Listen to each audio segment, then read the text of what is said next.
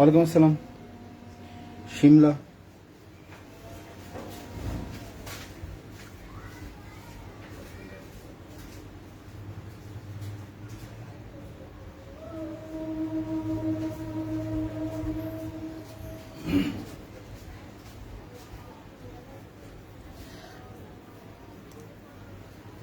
আজকে আমাদের টপিক হচ্ছে আয়ার, এবং আয়ারের সাহায্যে হচ্ছে আমরা বিভিন্ন জৈব যৌগের যে কার্যকরী মূলকগুলা সেগুলো শনাক্তকরণ করবো, এবং খুবই মজার একটা ক্লাস হবে, ভালো লাগবে। এবং দেখবো যে আয়ারের সাহায্যে কিভাবে ইজিলি আমরা হচ্ছে যে কোনো মূলক খুব সহজে হচ্ছে কি করতে পারি, শনাক্তকরণ করতে পারি। ঠিক আছে, আমি জাস্ট 2 মিনিট সময় নিচ্ছি, আসুক অন্যরা। এটা হচ্ছে আমাদের নর্মালি হচ্ছে ইয়ের বাইরে, মানে যেমন ধারাবাহিক ক্লাসের বাইরে। ঠিক আছে, এটা লেকচার নাম্বার দিলে হয়তো 18 বা 19 নম্বর লেকচার করবে, কিন্তু লেকচার চলতেছে হচ্ছে 14 নম্বর।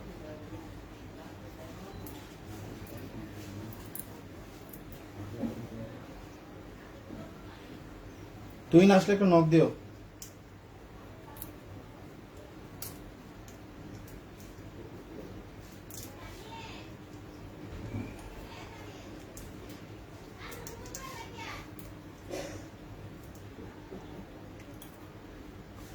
ওয়ালাইকুম আসসালাম সন্না।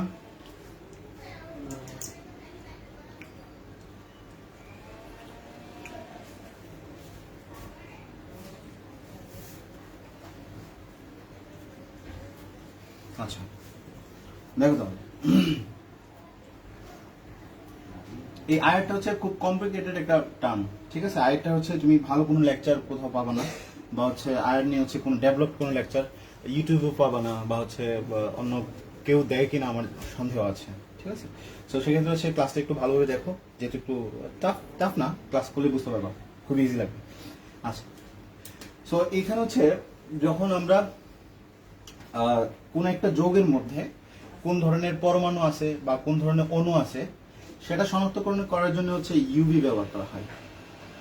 ইউভি ভিজিবল রে ব্যবহার করা হয়। ইউভি মানে হচ্ছে আল্ট্রা ভায়োলেট, আর ভিজিবল মানে হচ্ছে দৃশ্যমান। তাহলে ইউভি বি যেটা, সেটা হচ্ছে ব্যবহার করা হচ্ছে আমরা হচ্ছে বিভিন্ন পরমাণু, ঠিক আছে, শনাক্ত বা অণু শনাক্তকরণের জন্য।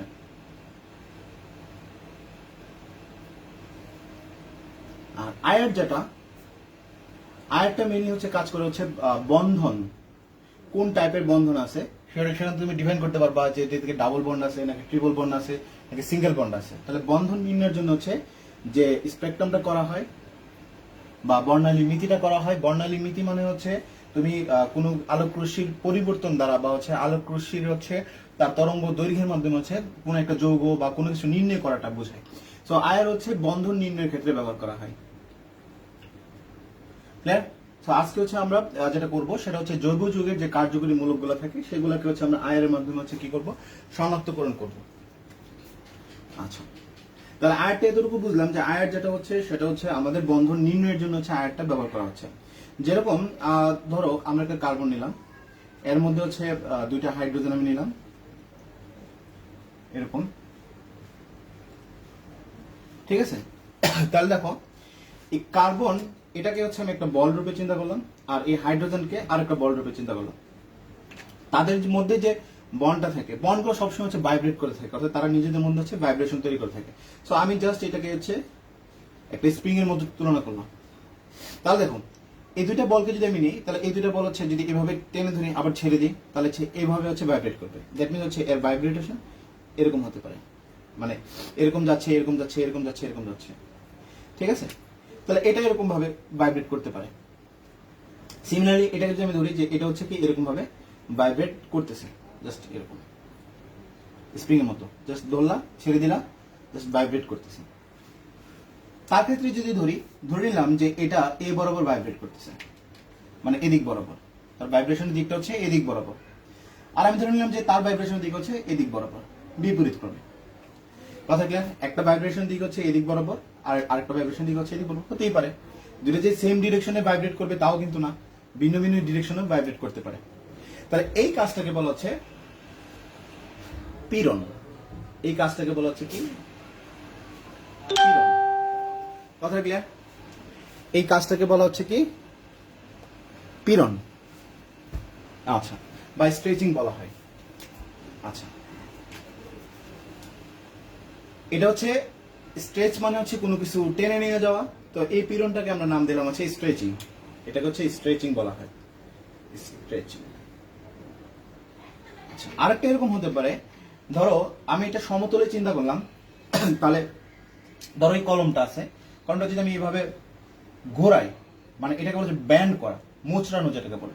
তো আমি যদি ঘোরাই এরকম হতে পারে যে এটা হচ্ছে মানে এই হাইড্রোজেনটা যেটা, এটা হচ্ছে এরকম হতে পারে যে এটার অবস্থানটা হচ্ছে এটার উপরে হতে পারে, আর এটা হচ্ছে তার বিপরীত দিকে হতে পারে।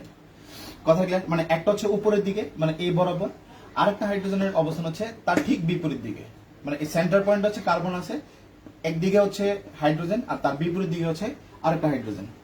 ক্লিয়ার? আচ্ছা, এরকম হতে পারে যে দুইটা হাইড্রোজেনই হচ্ছে একই ডিরেকশন, মানে দুইটা হাইড্রোজেন হচ্ছে এই ডিরেকশন উঠে আসে। জাস্ট কার্বনটা আমি যদি এখানে ধরি তাহলে হচ্ছে দুইটা হাইড্রোজেনকে উপরের দিকে উঠে আসে, তাহলে এটাকে বলা হচ্ছে ব্যান্ডিং কন্ডিশন। এটাকে বলা হচ্ছে কি ব্যান্ডিং বা মোচড়ানো।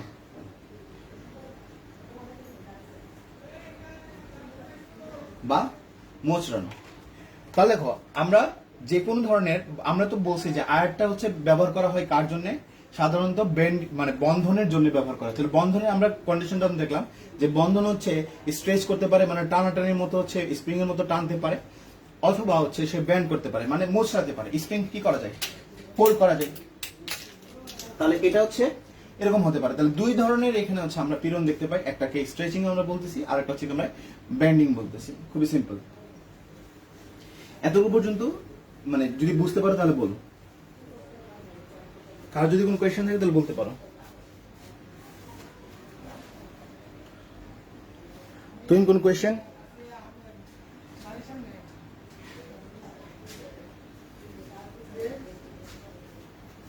আচ্ছা, যেহেতু এটা পীড়নের অবস্থা, তো পীড়নটাকে হচ্ছে আমরা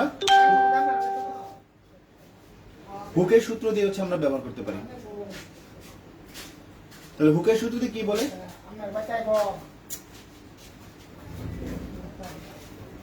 1/2πc root over K divide by হচ্ছে মিউ। এটা হচ্ছে আমরা হুকের সূত্র ব্যবহার করলাম। হুকের সূত্র কার ক্ষেত্রে ব্যবহার করা হয়েছিল? স্প্রিং এর ক্ষেত্রে ব্যবহার করেছিল, স্প্রিং এর জন্য। তাহলে এই ক্ষেত্রে হচ্ছে আমরা হুকের সূত্র ব্যবহার করলাম। তাহলে এটা হচ্ছে কি তরঙ্গ সংখ্যা বা ফ্রিকোয়েন্সি।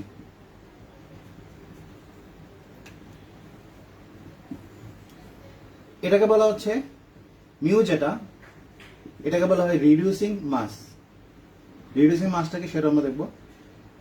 রিডিউসিং মাসটা হচ্ছে, এটার সূত্রটা হচ্ছে এরকম, m1 m2 ডিভাইড হচ্ছে m1 প্লাস হচ্ছে m2 মিউ। আর এটা হচ্ছে কি, এটা হচ্ছে আমার বলের জন্য ধ্রুবক, মানে যে ফোর্সটা তুমি প্রয়োগ করবা সেই ফোর্সের জন্য হচ্ছে ধ্রুবক। ক্লিয়ার? আর সি তো জানো। তো আমার কাজ হচ্ছে এই দুইটাকে নিয়ে আমি কাজ করবো। এগুলো কনস্ট্যান্ট মান, 1 কনস্ট্যান্ট, 2 কনস্ট্যান্ট, পাই কনস্ট্যান্ট, সি হচ্ছে কনস্ট্যান্ট। তো আমি কাজ করবো হচ্ছে ফ্রিকোয়েন্সি, যেটা করবো ফ্রিকোয়েন্সি হচ্ছে এই যে স্ট্রেস মানে হচ্ছে বলের পীড়ন যেটা হবে তার সাথে আমরা সম্পর্ক করব, আর আরেকটা হচ্ছে কি আমার রিডিউসিং যে মাসটা হচ্ছে তার সাথে আমরা সম্পর্কটা তৈরি করব। ক্লিয়ার?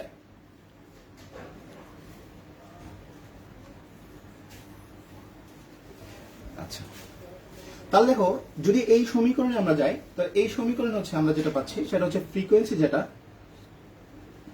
সেটা হচ্ছে সমানুপাতিক রুট কে, আর ফ্রিকোয়েন্সি হচ্ছে ব্যস্তানুপাতিক হচ্ছে 1/μ। ঠিক আছে? ফ্রিকোয়েন্সি সমানুপাতিক হচ্ছে এটার সাথে, আর এটা সমানুপাতিক হচ্ছে রিডিউসিং যে মাসটা আছে, মানে ব্যস্তানুপাতিক হচ্ছে কি ফ্রিকোয়েন্সি হচ্ছে ব্যস্তানুপাতিক কার সাথে? রিডিউসিং মাসের সাথে হচ্ছে ব্যস্তানুপাতিক।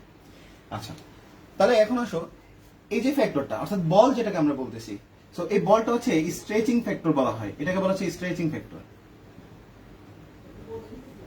মানে হচ্ছে স্ট্রেচিং মানে হচ্ছে কি, আমরা কিছুক্ষণ আগে বললাম যে ধরো আমি যে স্প্রিংটা আমি কথা বললাম যে দুইটা বল, এই দুইটার বলের মধ্যে কি পরিমাণ আকর্ষণের টান সেটাকে বলা হচ্ছে স্ট্রেচিং, এবং সেটাকে নির্ণয় করা যায় হচ্ছে এই যে এই অনুপাত দ্বারা, মানে হচ্ছে এই সম্পর্ক দিয়ে আমি বুঝতে পারি। তাহলে এই যে কে ফ্যাক্টরটা, তাহলে যতই আমাদের এই যে স্ট্রেচিংটা যত বেশি হবে, এখানে আমার কি বেশি হচ্ছে? ফ্রিকোয়েন্সিটা বেশি হবে।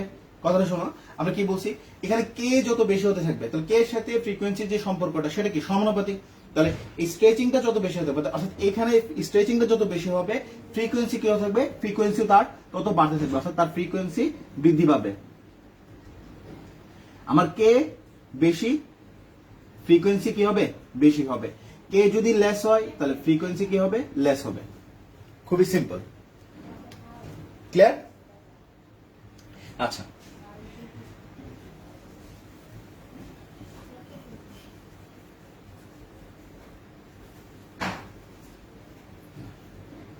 অর্থাৎ এখন আসো যে স্ট্রেচিংটা যেটা, মানে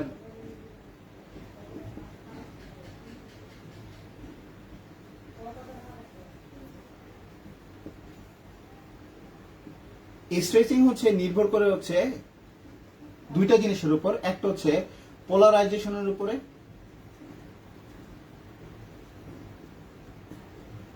এক নম্বর। দুই নম্বর হচ্ছে আমার তড়িৎ ঋণাত্মকতার উপরে।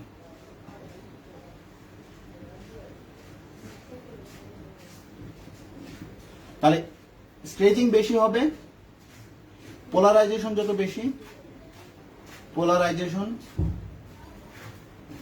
যত বেশি, কে তত বেশি,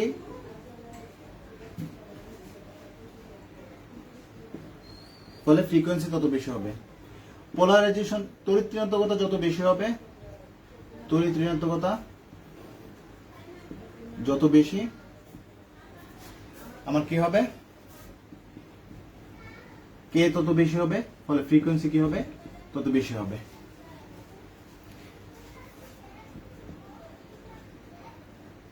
আচ্ছা, হাফসার সমস্যা নেই?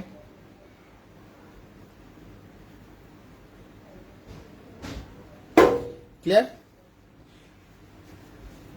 আচ্ছা, তাহলে এখানে আমরা যে ফ্রিকোয়েন্সিটা নির্ণয় করি, এই যে ফ্রিকোয়েন্সিটা, এই ফ্রিকোয়েন্সিটা নির্ণয় করা হচ্ছে পার সেন্টিমিটার এককে। ফ্রিকোয়েন্সিটা নির্ণয় করা হয় পার সেন্টিমিটার, অর্থাৎ হচ্ছে ফ্রিকোয়েন্সি ইজ ইকুয়াল টু হচ্ছে 1/λ। ল্যামডা যদি সেন্টিমিটার হয় তাহলে ফ্রিকোয়েন্সি দাঁড়াবে হচ্ছে কি পার সেন্টিমিটার। তাহলে এই দুইটা জিনিস একটু শোনো, দেখো স্ট্রেচিং যেটা আমরা বলতেছি, অর্থাৎ স্ট্রেচিং বলতে আমরা যে জিনিসটা বুঝাচ্ছি, যে দুইটা বল যদি আমি চিন্তা করি, এই দুইটা বলের মধ্যে যদি স্প্রিং লাগানো থাকে এবং তাদের মধ্যে যে টানটা অনুভব হবে, অর্থাৎ তাদের মধ্যবর্তী যে টানটা হবে, সেটা দুইটা জিনিসের উপর নির্ভর করবে, এক পোলারাইজেশনের উপরে, দুই তড়িৎ ঋণাত্মকতার উপরে। ঠিক আছে? সো আয়ের যে রেঞ্জটা থাকে, মানে ফ্রিকোয়েন্সি যে রেঞ্জটা থাকে, এই ফ্রিকোয়েন্সি রেঞ্জটা অনেকটা বেশি থাকে, মানে বিশাল একটা রেঞ্জ থাকে। তাহলে আয়ের ফ্রিকোয়েন্সি রেঞ্জটা হচ্ছে যেটা হবে, সেটার রেঞ্জটা হচ্ছে 400 থেকে প্রায় 4000 পার সেন্টিমিটার পর্যন্ত আয়ের রেঞ্জটা হতে পারে, অর্থাৎ সে কতটুকু পর্যন্ত ফ্রিকোয়েন্সিটা কাউন্ট করতে পারে। আচ্ছা, এখন আমি বারবার ফ্রিকোয়েন্সির কথা বলতেছি, বারবার ফ্রিকোয়েন্সির কথা বলতেছি, তো জিনিসটা কি অ্যাকচুয়ালি হচ্ছে, দেখো এখানে হচ্ছে আমি যদি একটা সলিউশন রাখি, সাপোজ যে কোনো একটা দ্রবণ আমি এখানে নিতে পারি, এটা এখানে একটা দ্রবণ নিলাম, তা আমি কি করলাম, এটার মধ্য দিয়ে হচ্ছে আয়ার পাস করলাম। আচ্ছা, আয়ার মানে কি? আয়ার মানে হচ্ছে অবলোহিত রশ্মি।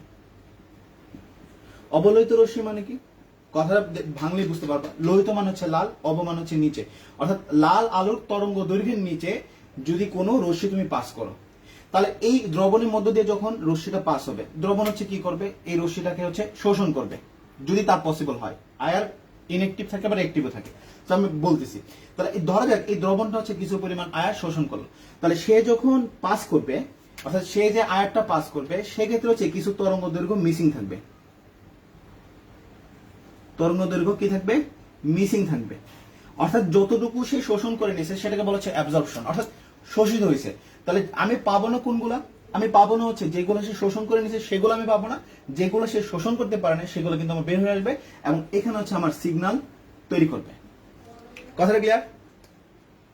তাহলে খুবই সিম্পল, আমি কি করলাম, একটা দ্রবণের মধ্যে দিয়ে হচ্ছে আয়ার পাস করলাম, আয়ার পাস করার পরে হচ্ছে সে যেটা শোষণ করবে সেটা রেখে দিবে, এটা তো আর আমি পাবো না কারণ সে শোষণ করে নিয়েছে। বাকি অংশটুকু হচ্ছে কি করবে, সে রিফ্লেক্ট করতে বা বের করে দিবে, এবং সেটা হচ্ছে কি সিগন্যাল তৈরি করবে।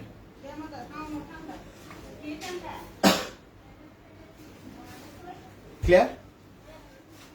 আচ্ছা, সো কারা আয়ার দেখাবে, মানে আয়ার অ্যাক্টিভ আর ইনঅ্যাক্টিভ কারা, আয়ার অ্যাক্টিভ হবে তারা যাদের মধ্যে হচ্ছে ডাইপোল থাকে, ডাইপোল থাকবে যারা। আর আয়ার ইনঅ্যাক্টিভ হবে কারা? যাদের ডাইপোল থাকবে না। কেমন? হাইড্রোজেন কোনো ডাইপোল নেই, সমধর্মী। সমধর্মী হলে কি হবে? সমধর্মী হলে কি হবে? সমধর্মী হলে তার মধ্যে কোনো ধরনের ডাইপোল থাকবে না। যেরকম হচ্ছে ডাইপোল থাকবে, স্থায়ী ডাইপোল থাকবে কার মধ্যে? HCl এর মধ্যে স্থায়ী ডাইপোল আছে, HF এর মধ্যে স্থায়ী ডাইপোল আছে। ঠিক আছে? তাহলে আয়ার অ্যাক্টিভ তারাই হবে যারা হচ্ছে কি ডাইপোল তৈরি করতে পারবে। ডাইপোল মানে হচ্ছে আমার পজিটিভ আর হচ্ছে নেগেটিভের পার্থক্য থাকতে হবে, পজিটিভ আর নেগেটিভের পার্থক্য থাকতে হবে। কিন্তু H2 যদি বলি, H2 তে HH আছে, পজিটিভ নেগেটিভের কোনো পার্থক্য নেই, তার মানে আয়ারে তারা সক্রিয় হবে না, অর্থাৎ তারা আয়ারের কোনো বর্ণই তারা কি করবে না, শোষণ করবে না।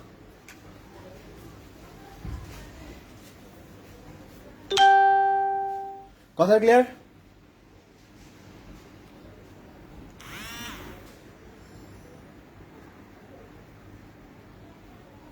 তুমি বুঝতে পারছো? দেখো আমরা যে আয়ার গুলো দিচ্ছি, সকল দ্রবণই যে আয়ার শোষণ করবে বা সকল যৌগই যে আয়ার শোষণ করবে তা কিন্তু না। অর্থাৎ যারা হচ্ছে কি একই রকম থাকবে, সেম টু সেম থাকবে, যাদের মধ্যে ডাইপোল থাকবে না, মানে পজিটিভ নেগেটিভের কোনো পার্থক্য থাকবে না স্থায়ীভাবে, তারা আয়ারের কোনো রশ্মি তারা শোষণ করবে না। আয়ার তো নির্দিষ্ট একটা তরঙ্গ দৈর্ঘ্য, আয়ার হচ্ছে কি নির্দিষ্ট একটা তরঙ্গ দৈর্ঘ্য। আয়ার আমরা বলছি কি অবলোহিত, মানে লাল রঙের নিচে অবস্থিত যে তরঙ্গ দৈর্ঘ্যগুলো থাকবে সেগুলোকে বলা হচ্ছে কি আয়ার বলা হচ্ছে। তাহলে এই নির্দিষ্ট তরঙ্গ দৈর্ঘ্য হচ্ছে সকল দ্রবণ শোষণ করবে না। কারা শোষণ করবে? যারা হচ্ছে পজিটিভ নেগেটিভের পার্থক্য থাকবে, যেমন HCl, HF, তারা হচ্ছে কি আয়ার রশ্মি শোষণ করবে।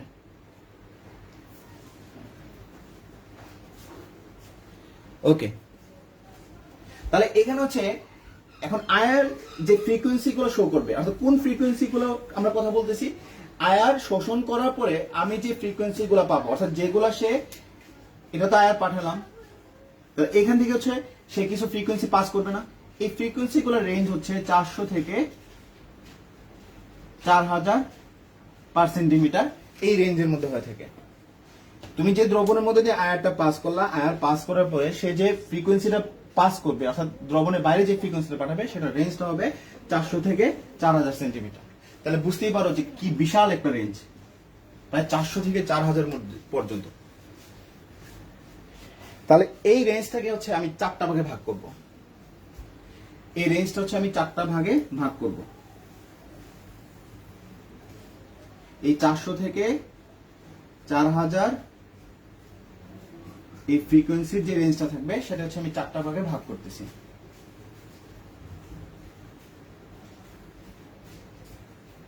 ওকে, আচ্ছা, প্রথম পার্টে আমরা নিচ্ছি হচ্ছে H আর X, ঠিক আছে? তাহলে X ইকুয়াল টু কি কি হতে পারে? X ইকুয়াল টু C হতে পারে, X ইকুয়াল টু O হতে পারে, X ইকুয়াল টু N হতে পারে। দ্বিতীয় পার্টে আমরা নিচ্ছি হচ্ছে C ট্রিপল বন্ড N, মানে ট্রিপল বন্ড আমরা নিচ্ছি, so C triple bond N হতে পারে, C ট্রিপল বন্ড C হতে পারে। থার্ড পার্টে আমরা নিচ্ছি ডাবল বন্ডের কাউকে নিচ্ছি, ধরো C ডাবল বন্ড O থাকতে পারে, অথবা হচ্ছে C ডাবল বন্ড C। এটা হচ্ছে আমরা এই যে রেঞ্জটা, মানে এই যে ফ্রিকোয়েন্সি রেঞ্জটা আমরা করবো এক একটার জন্য। আচ্ছা, এখানে আমরা নিচ্ছি হচ্ছে C বন্ড X, তাহলে X ইকুয়াল টু কি কি হতে পারে? C হতে পারে, X ইকুয়াল টু কি কি হতে পারে? X ইকুয়াল টু O হতে পারে, X ইকুয়াল টু হ্যালোজেন হতে পারে, ক্লিয়ার? ক্লোরিন হতে পারে, তারপর একক বন্ধনযুক্ত নাইট্রোজেন হতে পারে, একক বন্ধনযুক্ত যে কেউ হতে পারে, X হতে পারে, নাইট্রোজেন হতে পারে, যে কেউ হতে পারে। আচ্ছা, এই যে HX যেটা, HX এর যে রেঞ্জটা হবে, সেটার রেঞ্জটা হবে মোটামুটি 2000 থেকে 2500 পার সেন্টিমিটার। 2000 থেকে যদি বলা হয়, 2000 থেকে কতটুকু হবে? 2500, এটা করা যাবে? আচ্ছা, রেঞ্জটা হতে পারে এরকম, 2500 থেকে 2000 থেকে 2500 হবে না, 2500 থেকে হচ্ছে প্রায় 4000 হবে, 4000 পার সেন্টিমিটার হবে। আচ্ছা, এটার যে রেঞ্জটা, এটার রেঞ্জটা হবে 2000 থেকে প্রায় 2500 পার সেন্টিমিটার। ক্লিয়ার? আচ্ছা, এটার যে রেঞ্জটা হবে, সেটা রেঞ্জটা হতে পারে 1500 থেকে 1900 পার সেন্টিমিটার। আর এটার রেঞ্জটা হতে পারে 500 থেকে যেহেতু 1900 তাহলে 5 কমবে, তার মানে হচ্ছে 1400, এই রেঞ্জের মধ্যে তার ফ্রিকোয়েন্সিটা পাবা। আচ্ছা ইমরান ভাই, আচ্ছা দেখো, তা দেখো HX এর যে ফ্রিকোয়েন্সিটা পাবা সেটা হচ্ছে 2500 থেকে 4000 ফ্রিকোয়েন্সিতে পাবা। CN বা C ট্রিপল বন্ড C এর জন্য যে ফ্রিকোয়েন্সিটা পাবা সেটা হচ্ছে 2000 থেকে প্রায় 2500 পর্যন্ত। C ডাবল বন্ড O এর জন্য যেটা পাবা সেটা হচ্ছে 1500 থেকে 1900 এর মধ্যে পাবা। আর এখানে CX এর জন্য যে রেঞ্জটা পাবা সেটা হচ্ছে 500 থেকে 1400 এর মধ্যে যে কোনো রেঞ্জে তুমি পেতে পারো। ওকে,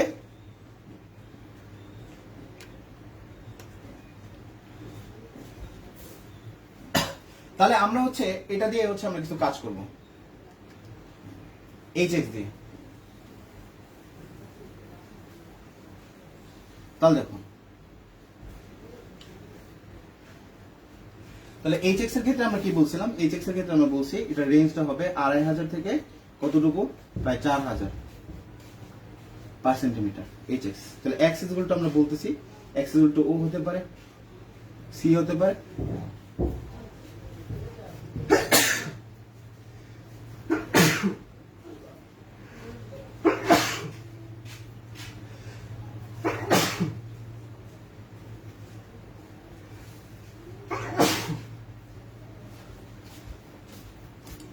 এটা হতে পারে।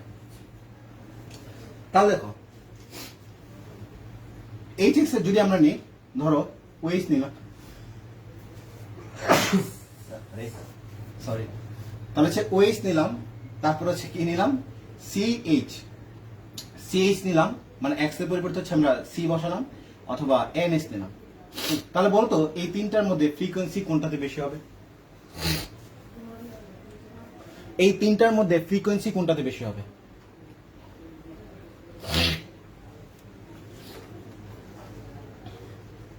ফ্রিকোয়েন্সি দেখার ক্ষেত্রে আমার প্রথম যে কাজটা করতে হবে সেটা হচ্ছে কি, তার পোলারাইজেশনের পাওয়ার দেখতে হবে, যে কোনটাতে পোলারাইজেশন বেশি। যেখানে পোলারাইজেশন বেশি সেখানে স্ট্রেচিং ফ্যাক্টর বেশি, সেখানে হচ্ছে OH এর মধ্যে। গুড, এটার মধ্যে আমার সবচেয়ে বেশি হবে। এটার জেনারেল যে ফ্রিকোয়েন্সিটা হয় সেটা হচ্ছে 3600, এটার ফ্রিকোয়েন্সিটা হয় 3300 ধরে নিলাম, এটার ফ্রিকোয়েন্সিটা হবে, সরি, এটা হবে 3000 আর এটা হবে 3300। কথাটা বুঝতে পারছো? মানে OH এর ফ্রিকোয়েন্সিটা হবে কি বেশি। এখন তুমি বলতে পারো যে OH এ পজিটিভ, মানে নেগেটিভ আর পজিটিভ যদি থাকে তাহলে তাদের বন্ড তো স্ট্রং হবে, তাহলে ফ্রিকোয়েন্সি কেমনে বেশি হবে, মানে সেই যে স্ট্রেসটা কেমনে বেশি হয় বলো তো? এদের মধ্যে হচ্ছে কি বন্ধনটা অত্যন্ত শক্তিশালী, তাহলে বন্ধন যদি শক্তিশালী হয় তাহলে স্ট্রেচিং কেমনে বেশি হয় বলতে পারবা? বন্ধন আমার শক্তিশালী, কিন্তু হচ্ছে তাহলে স্ট্রেচিং আমার কেন বেশি হচ্ছে, মানে হচ্ছে তাদের মধ্যে এই টানাটান এটা কেন বেশি হচ্ছে? বন্ধন তো শক্তিশালী।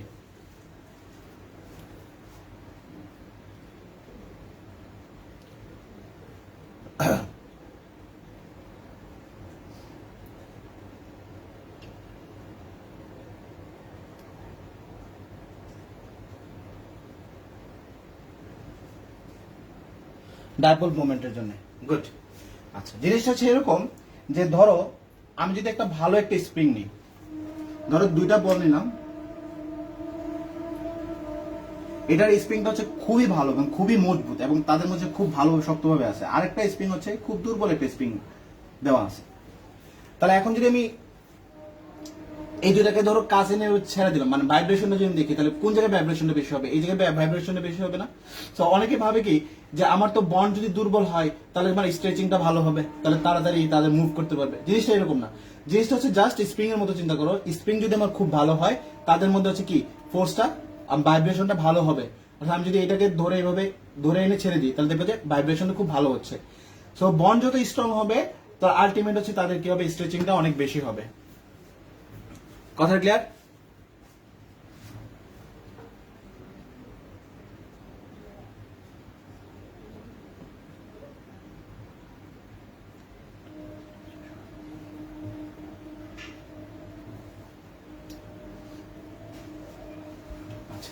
তাহলে ওএস নিয়ে আমরা কিছু কথা বলবো।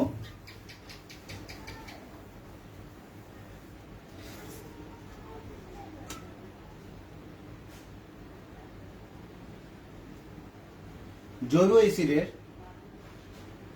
ওয়েট যদি হাইড্রোজেন বন্ধন তৈরি করে তবে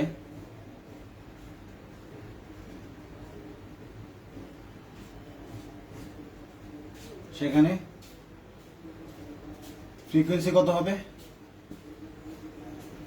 2500 থেকে প্রায় 3000 হবে।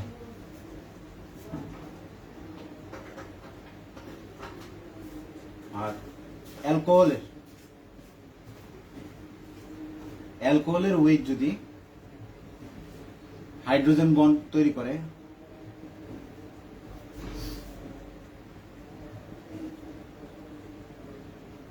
তবে মিউ হবে কতটুকু?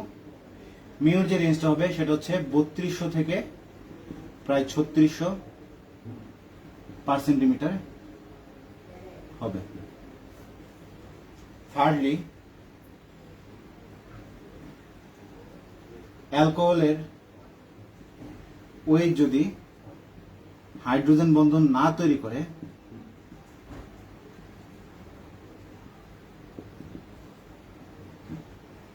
তবে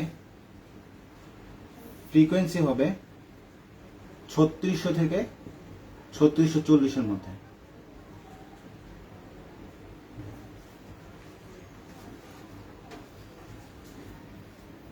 ওকে, তাহলে চিন্তা করে দেখো, এখানে হচ্ছে যখন আমার জৈব অ্যাসিডের ওয়েটটা ফ্রিকোয়েন্সি তৈরি করতেছে তাহলে ফ্রিকোয়েন্সির যে রেঞ্জটা হচ্ছে 2500 থেকে 3000, তার মানে হচ্ছে বিশাল একটা এরিয়া জুড়ে আছে, মানে প্রায় 500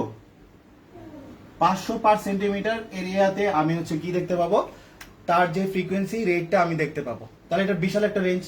তার ক্ষেত্রে দেখো, তার ক্ষেত্রে একটা ভালো একটা রেঞ্জ, মানে বিশাল একটা রেঞ্জ, কিন্তু তার ক্ষেত্রে হচ্ছে এই রেঞ্জটা কিন্তু অত্যন্ত ছোট, 3600 থেকে মাত্র 3640 এর মধ্যে। কথা ক্লিয়ার? আচ্ছা, রেঞ্জটা দিয়ে আমার কাজটা কি? এই এতটুকু পর্যন্ত অংশ দেখো, যদি কোনো কোয়েশ্চেন থাকে তাহলে বলতে পারো। কোয়েশ্চেন আশা রাখি এরকম থাকবে না, জাস্ট রেঞ্জটা আমি দিয়ে দিলাম। আচ্ছা, এখানে হচ্ছে যখন আমার রেঞ্জ বড় হচ্ছে, ধরো আমরা হচ্ছে কোনো গ্রাফ যদি আঁকি, এটা হচ্ছে আমি অ্যাবজর্পশন নিলাম, মানে কতটুকু শোষিত করলো, আর এটা হচ্ছে আমি ফ্রিকোয়েন্সি ধরলাম, মানে হচ্ছে নিউ বার ধরলাম। তাহলে চিন্তা করে দেখো, আমার যে ফ্রিকোয়েন্সিটা হচ্ছে, একটাতে আমি বলতেছি জৈব অ্যাসিডের জন্য ফ্রিকোয়েন্সি যেটা হচ্ছে সেটা হচ্ছে কত, প্রায় 2500 থেকে 3000 এর মধ্যে। আর অ্যালকোহলের হাইড্রোজেন বন্ড অ্যালকোহলের জন্য, তাহলে আমি সেটার রেঞ্জ কত বলতেছি, 3200 থেকে প্রায় 3600 এর মধ্যে। আর এইচ না থাকলে, মানে হাইড্রোজেন বন্ড না থাকলে, সেটার রেঞ্জ কত হচ্ছে 3600 থেকে হচ্ছে 3640 এর মধ্যে। তাহলে দেখো, অ্যাবজর্পশন 20%, 30%, 40%, এটা জাস্ট অ্যাবজর্পশন আর ফ্রিকোয়েন্সি। তাহলে আমি যদি বলি যে 2500 থেকে 3000, তার মানে হচ্ছে আমি যদি ফ্রিকোয়েন্সি রেটটা পাই, এরকম একটা রেখা পাবো, কারণ এটার রেঞ্জটা তো আমার অনেক বেশি। 2500 থেকে হচ্ছে কি প্রায় 3000। 3200 এর ক্ষেত্রে যদি বলি যে 3200 ক্ষেত্রে সেম, তার মতোই তো প্রায় 400 করে ব্যবধান, তার মানে এখানে একটা রেঞ্জ পাবো। কিন্তু যদি আমি এইচ বন্ড না থাকে তাহলে হচ্ছে আমি 3600 থেকে 3640, তার মানে হচ্ছে তার ক্ষেত্রে হচ্ছে আমি এই ধরনের কোনো একটা রেঞ্জ পাবো। তাহলে এটা হচ্ছে কি বলা হচ্ছে শার্প বা তীক্ষ্ণ। এই যে এই অংশটুকু হচ্ছে কি তীক্ষ্ণ, কারণ হচ্ছে কি এটা রেঞ্জটা তো খুবই কম, 3600 থেকে 3640। তার মানে এখানে যখন তুমি ডাটা কালেক্ট করবা, এখানে ডাটা কালেক্ট করাটা হচ্ছে তোমার জন্য ঝামেলা হবে, কারণ বিশাল একটা রেঞ্জ জুড়ে তোমার ডাটা কালেক্ট করতেছে, আর এটার শুধু একটা পিকই পাওয়া যাচ্ছে।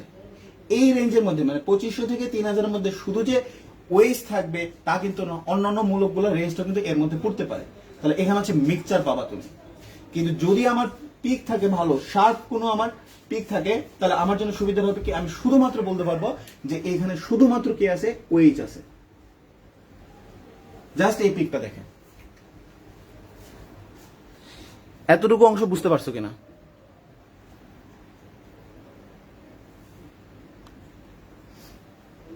কারণ রেঞ্জ আমার যদি বড় হয়, এই রেঞ্জের মধ্যে হচ্ছে আমার আরো অনেকগুলা মূলকের রেঞ্জ চলে আসতে পারে, কিন্তু রেঞ্জ যদি আমার খুব ছোট হয় তাহলে এই রেঞ্জের মধ্যে হচ্ছে কিন্তু পসিবিলিটি খুবই কম যে অন্য কোনো মূলক এখানে আসতে পারে।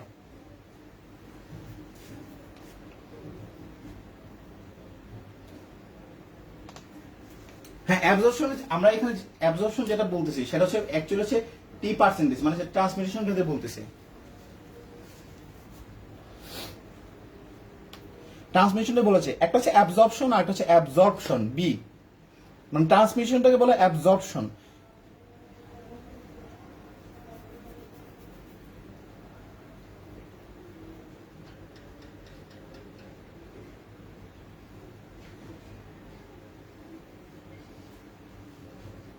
ক্লিয়ার?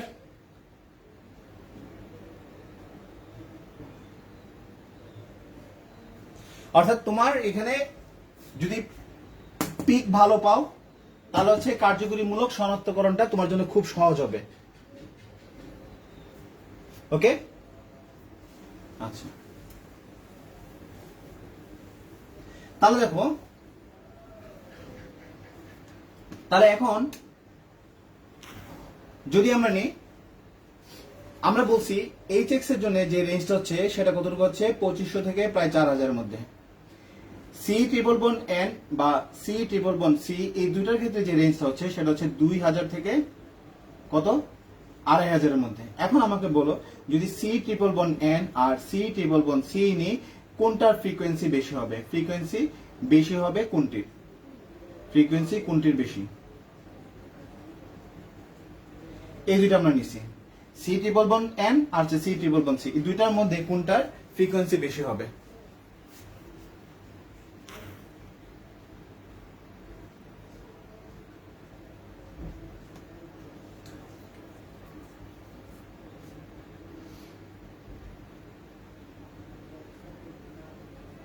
CN, good. কারণ এখানে হচ্ছে কি আমার পোলারাইজেশনটা হচ্ছে কি এখানে বেশি আর এখানে পোলারাইজেশনটা হচ্ছে কি কম। তাহলে এটার যে ফ্রিকোয়েন্সিটা হবে সেটা হবে 2200 এর মতো, 2200 পার সেন্টিমিটার। আর এটার যে ফ্রিকোয়েন্সিটা হবে সেটা হচ্ছে less then or equal 2100 per centimetre. Okay, আচ্ছা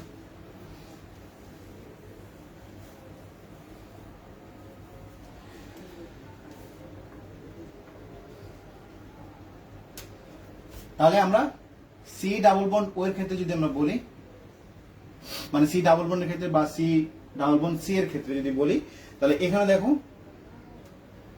এখানে ফ্রিকোয়েন্সি তাহলে কোনটা বেশি হবে? ফ্রিকোয়েন্সি এটার বেশি হবে, সেটা আমরা বুঝতে পারতেছি কারণ পোলারাইজেশন এখানে বেশি, এখানে পোলারাইজেশন হচ্ছে কি কম হচ্ছে। তাহলে সি ডাবল বন্ড ও এর ফ্রিকোয়েন্সিটা কি হবে? বেশি হবে। তাহলে এটার যে রেঞ্জটা আমরা বলছি সেটা হচ্ছে কত? 1500 থেকে 1900 এর মধ্যে রেঞ্জটা দেখা যাবে। ক্লিয়ার? আচ্ছা, তো সি ডাবল বন্ড ও এর যে রেঞ্জটা হয়, মানে এটাকে কিটোনীয় মূলক বলা হয়, এর যে রেঞ্জটা হয় সেটা হচ্ছে 1700 থেকে প্রায় 1750 এর মধ্যে। তাহলে যদি তোমার এলডিহাইড থাকে, এটা একটা, যদি তোমার কেটোন থাকে, যদি তোমার এলডিহাইড থাকে, যদি তোমার কিটোন থাকে, তাহলে তাদের রেঞ্জটা কতটা হতে পারে?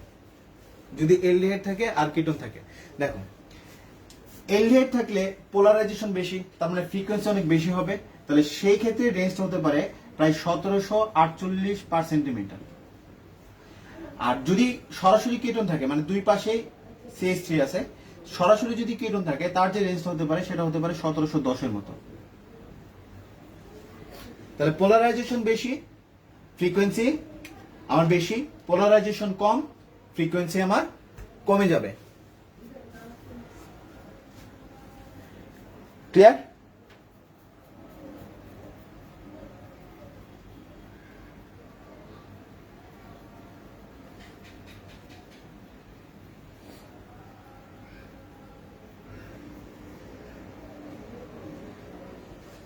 তাহলে আমরা একটা গ্রাফ দিই, আমি বই থেকে জাস্ট একটা গ্রাফ নিচ্ছি। তাহলে এখানে আমাকে বলতে হবে যে কি কি মূলক আছে, মানে কয়টা ব্যান্ড আমি পেতে পারি। তোমাকে মূলক দেওয়া আছে CH3, C double bond H, দেওয়া আছে CH3, তারপর কি দেওয়া আছে, OH দেওয়া আছে, CH3, C double bond, CH3, এই তিনটা দেওয়া আছে। তাহলে এই ক্ষেত্রে দেখো আমরা তাহলে কিছু রেঞ্জ নিচ্ছি আমি, তাহলে এই ক্ষেত্রে আমি কিছু রেঞ্জ নিচ্ছি। দেখো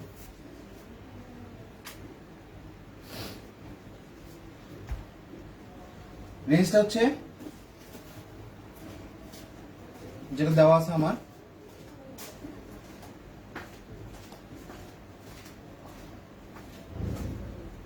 O বন্ড H, এই চারটা করতে পারো তাহলে তোমার মূলকগুলো সম্পর্কে ভালো একটা আইডিয়া তৈরি হবে। C double bond O, C bond H, আর দেওয়া আছে C বন্ড O। তাহলে এই চারটা দেওয়া আছে।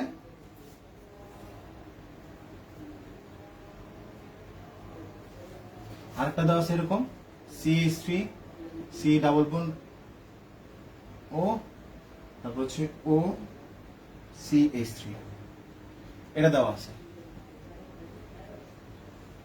আচ্ছা, তাহলে এই ক্ষেত্রে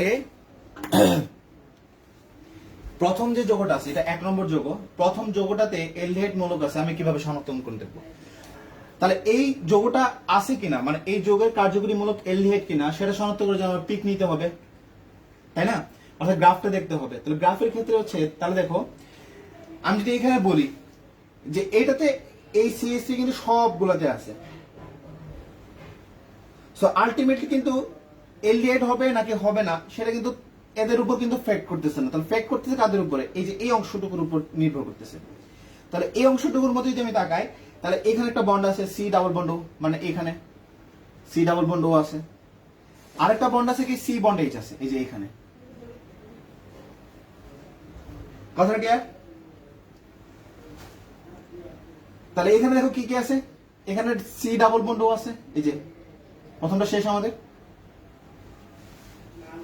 এক্ষেত্রে যদি দেখি তাহলে এখানে কি আছে, C ডাবল বন্ড O আছে, মানে এখানে পাচ্ছি। আর কি আছে, O বন্ড H আছে, এই যে এখানে পাচ্ছি। আর কি আছে, C বন্ড O আছে, এই যে এটা। তিনটা।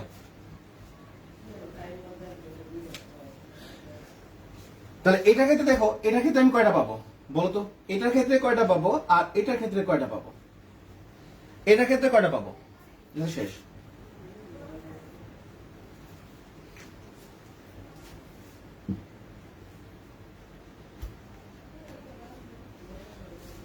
এটার ক্ষেত্রে হচ্ছে আমি কয়টা পাবো? শুধু একটা, এটা। মানে গ্রাফের একটা অংশ দেখে আমি বলতে পারবো যে কোন মূলক আছে। আর এটার ক্ষেত্রে যদি আমি বলি, এটার ক্ষেত্রে হচ্ছে কয়টা পাবো? দুইটা, C ডাবল বন্ড O আর হচ্ছে CO, এই যে দুইটা।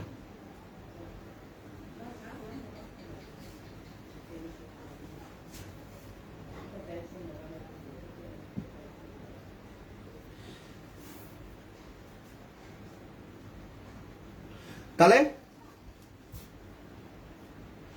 এখানে দেখো C ডাবল বন্ড O, আমরা বলছিলাম HX, তারপর বলছি C ট্রিপল বন্ড, তারপর C ডাবল বন্ড O।